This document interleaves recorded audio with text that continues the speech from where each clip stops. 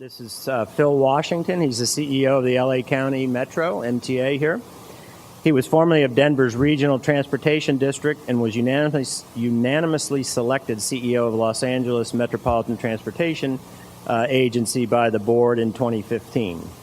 He came to Los Angeles at a time when LA Metro has several major rail plus highway projects under construction, together representing the largest modern public works program in the United States. And in this position, Washington oversees an agency that transports 1.4 million boarding passengers on an average weekday, riding on a fleet of 2,000 clean air buses and 6 rail lines. And with that, we want to thank Phil for being such a great leader in this area and coming to LA right when we need him the most. And with that, please welcome Phil Washington. Well, thank you so much, and thank all of you all for being here. It's a great morning. Let me acknowledge Secretary Kelly, Mr. Rod Deardorn, good to see you, and all of you. Welcome to LA Metro. I'm going to talk just a little bit about our sales tax measure that we were successful in passing in November. But before I do that, I just want to make a couple of comments on where we are, where I think we are in transportation, the important time in transportation and infrastructure. We are, I believe, in the midst of a transportation revolution. And we are really in a campaign in a fight for the soul of transportation infrastructure. There are those who would defund transit altogether. There are those that would short fund transportation all over the country. So we have to somehow show the benefit of rail.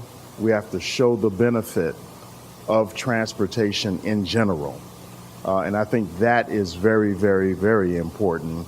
And we sought to do that leading up to November 8th of last year, to show the benefit of Measure M and show the benefit and convince people and educate people that transportation is a permanent need, and we sought with this measure and was successful to push through a no sunset provision, because transportation is a permanent need. You know, all of us have seen measures that are 20 years, 30 years. All you need is 1 or 2 recessions and your plan is busted. And so the idea that transportation is a permanent need is very, very key. So I wanted to start with that. This Measure M, as I said, we went to the voters. We were very successful, 71.1% approval by LA County voters. That, in my mind, is a mandate. Please. Oh, okay. That is a mandate for us to go out and really implement this program, which we're doing, and I'll talk about it in a minute. This tax goes in effect in July of this year. We begin collecting the tax in September, and it'll be retroactive to July. You see some of the things that make up Measure M, highways, transit, local streets, that I'll talk about in a minute. A couple of things that were very important in getting this done, and one was a bottoms-up process with our regional partners. One of our supervisors a number of years ago, Supervisor Antonovich, suggested a bottoms-up process where we would go out to the 9 subregions and ask them to identify and prioritize their own capital projects. And that was a huge success. It was open, it was transparent, very collaborative, asking them to go out and identify and prioritize. We then put together some performance metrics that we had the LA Metro board approve before they saw the projects. And I got to say, that's very important. To approve those performance metrics, and we use those performance metrics to evaluate the projects, each capital project individually, and also evaluate them against the entire system. And so we are building a system, so it was important for us to evaluate these against the system and individually as well. So what is this sales tax? What is this investment? Because I know technically it's a tax, but I call it an investment because that's what it is. It's a new half-cent sales tax, as I said, starting this summer. Increases in 2039 to a full penny when the current sales tax Measure R expires. Many projects, 18 projects in the first 15 years, 40 projects and programs in the first 40 years, looking and to transform the region. And these investments will transform the region. Thousands of jobs that will be created through construction, through programs, and state of good repair as well as we move forward, and billions of dollars injected into the local economy. This is a map, and don't worry if you can't see this very well, but this is a map of the county. The blue is highway. The green is transit. We have projects that will be going on all over this county.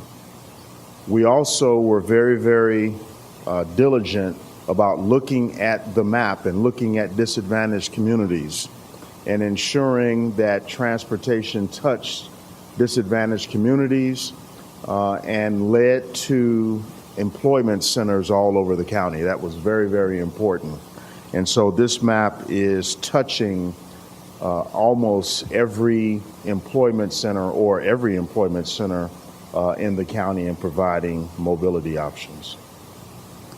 Elements of the measure, new rail and bus rapid transit projects, many new highway projects, bus and rail service. Our objective here is connectivity and mobility, of course. And so as we looked at the map and as we looked at the county, we wanted to make sure there was connectivity with bus lines, pedestrian, bike paths, all of those things, highway, transit.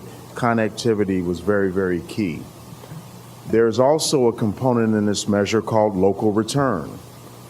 I did mention that this half-cent sales tax will generate about $120 billion in the first 40 years.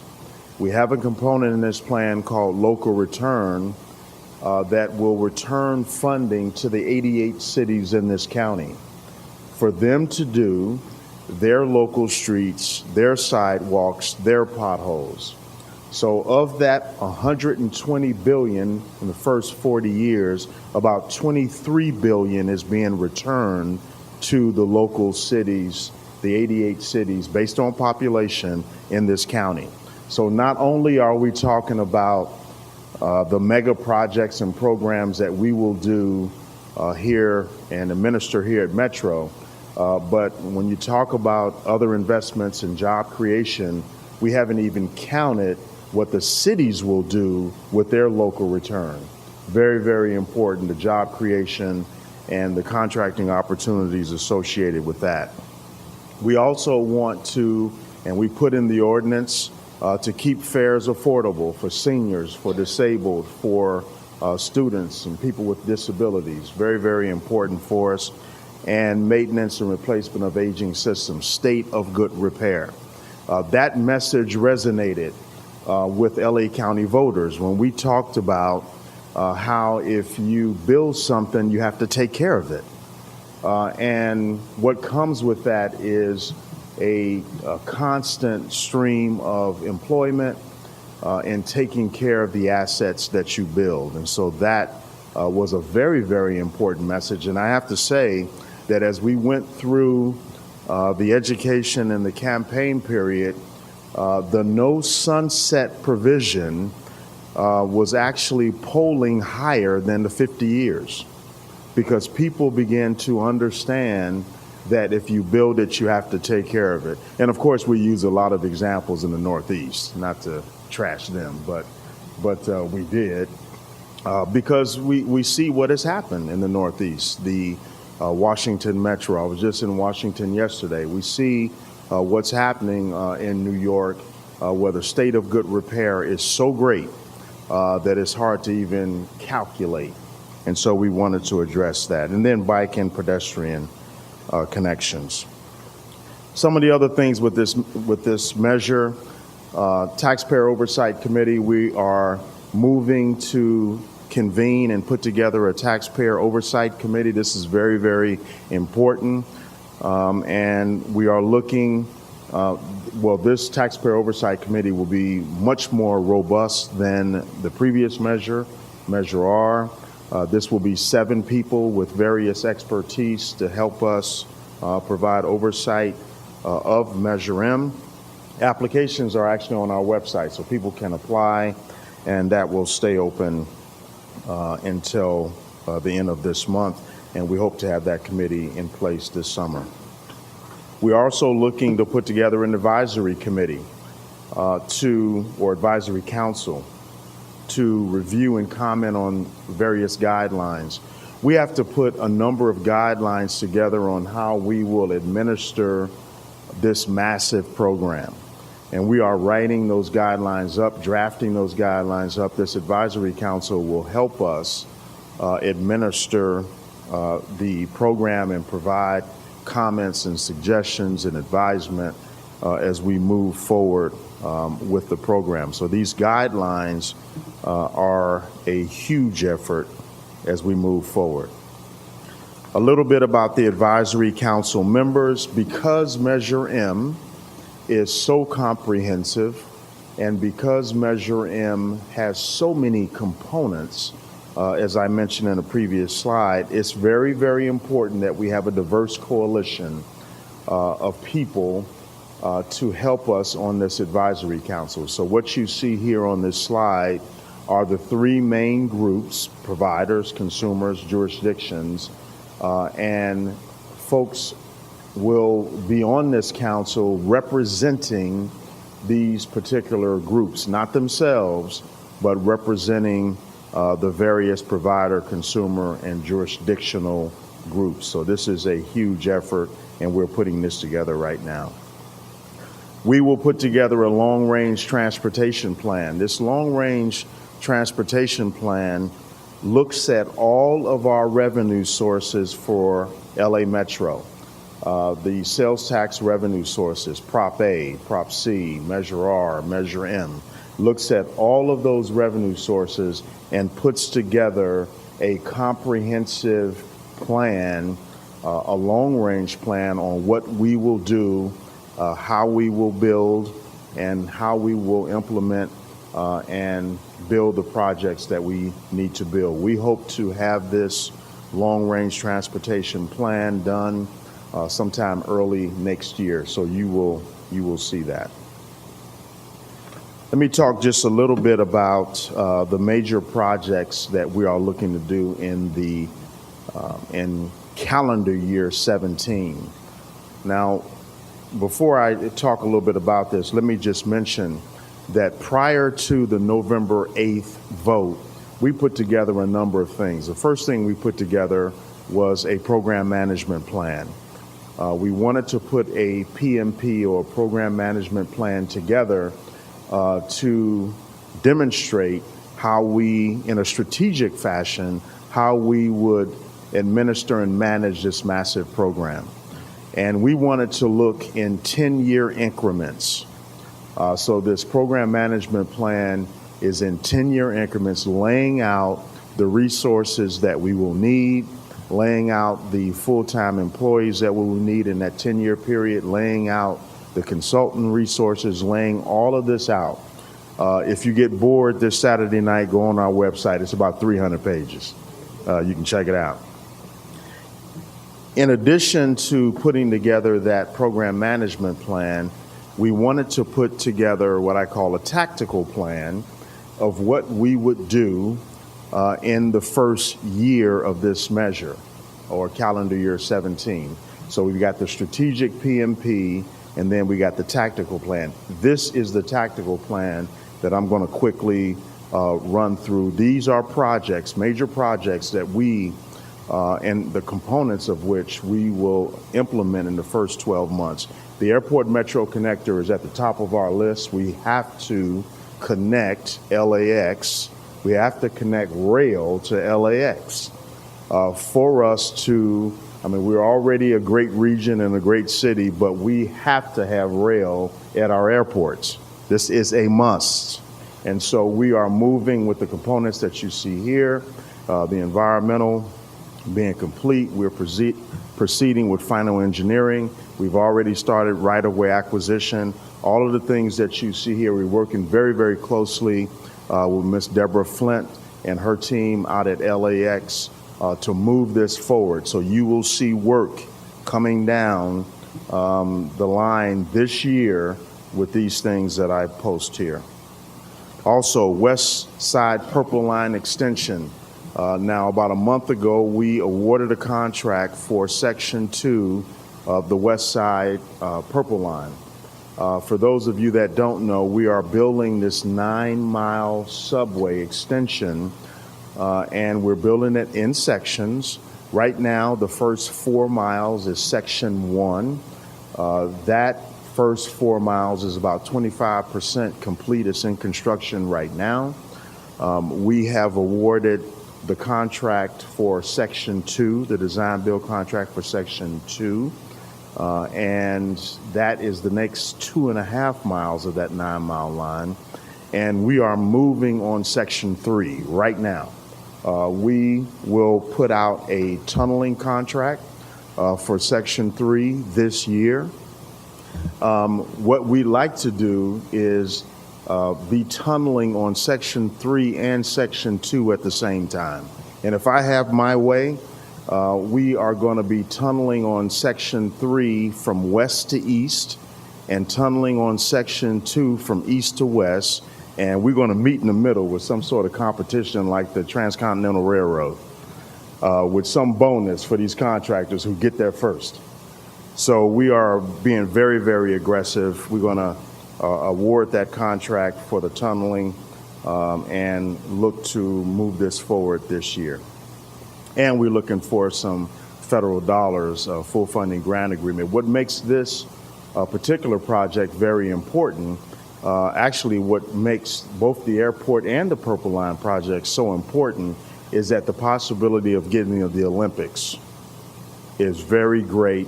The West Side Purple Line goes out to the UCLA University and also the VA Center, and many of the Olympic venues will likely be at UCLA. So we got to get this project done, obviously, before 2024, the Olympics, because I think we're going to get the Olympics too. Some of the other projects, and I'll move through these very quickly, we are going to, and this, again, all of this work is in the first 12 months. Foothill Gold Line extension, we are extending the gold line, which is northeast of here. We're extending that gold line even further east. We are moving on that now. We have a construction authority, and so we are moving on that very quickly. The Orange Line bus rapid transit improvements. We have an Orange Line that's heavily used right now. We're doing grade separations right now, and my guess is that we will receive an unsolicited proposal on the Orange Line for rail even before, and you heard it here. I haven't said this to anybody. Y'all don't even know what I'm talking about. But the Orange Line right now is a bus rapid transit. My guess is we will receive an unsolicited proposal to jump all the way to rail on the Orange Line, and we'll see what that looks like.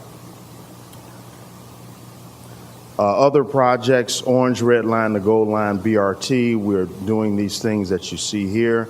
The East San Fernando Valley Transit Corridor, we're moving to accelerate environmental on that particular project, which will likely be a light rail.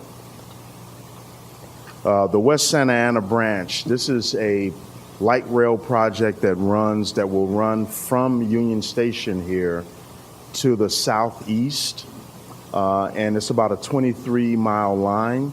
We are looking to move that forward. We have unsolicited proposals on this line to push it forward. And let me just quickly talk about the unsolicited proposal policy and process that we put in place about a year ago. Some of you may have been at that industry forum. Was anybody at that industry forum about a year ago when we introduced our unsolicited proposal policy?